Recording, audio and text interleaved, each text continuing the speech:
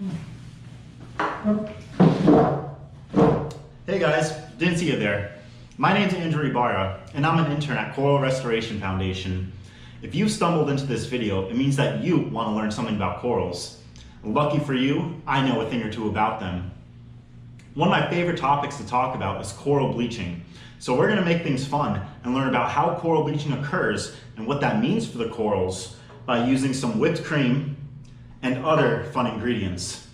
What you'll need is a freezer, some rubber gloves, a small pot or bowl, green sprinkles, and some whipped cream.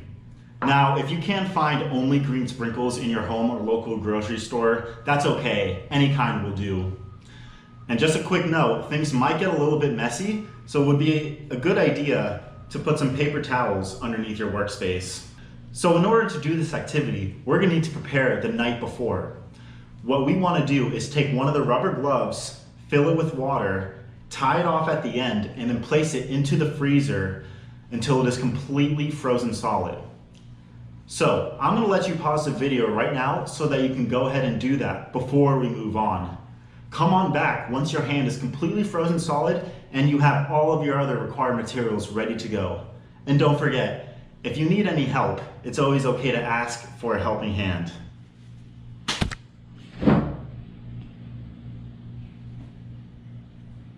All right, we're back and ready to go. High five.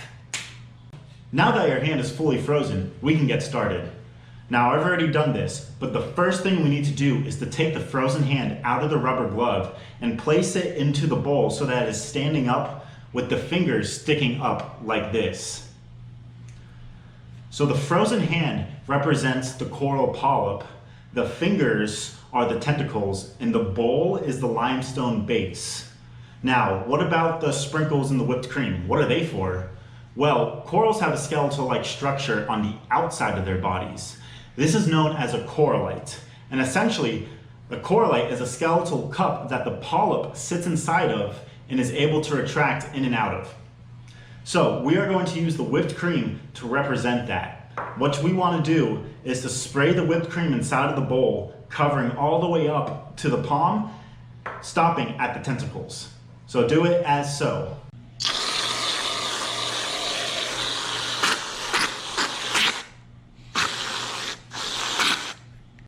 And why not? Have some for yourself too.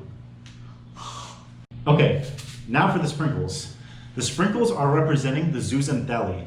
Zooxanthellae is the algae that lives inside of the corals. They give corals their color and produces around 90% of the food for them. So let's sprinkle the zooxanthellae all over the whipped cream.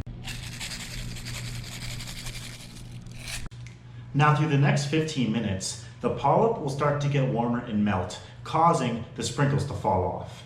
It should look something like this.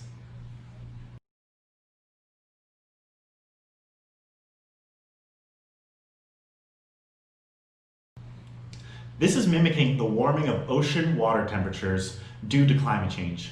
You see, warmer water puts stress on the corals, which makes them expel the zooxanthellae, aka the sprinkles. In real life, this causes the corals to turn white, which is where the term coral bleaching comes from. But a bleached coral is not a dead coral. They're just under a lot of stress and are much more likely to die because without the zooxanthellae, they've lost 90% of their food source. However, they can survive a bleaching event if conditions get better quickly. You yourself can help protect the coral reefs and slow climate change by making simple adjustments in your lifestyle, such as turning off the lights when they're not needed, riding your bikes or carpooling to places, buying local produce, reducing your plastic consumption, and many, many others. You just gotta find a cause that you're passionate about.